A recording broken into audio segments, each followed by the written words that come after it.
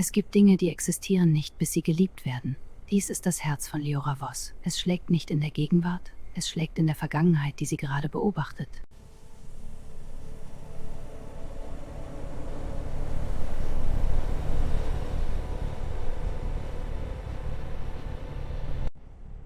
Liora hat ein Photon auf die Reise geschickt.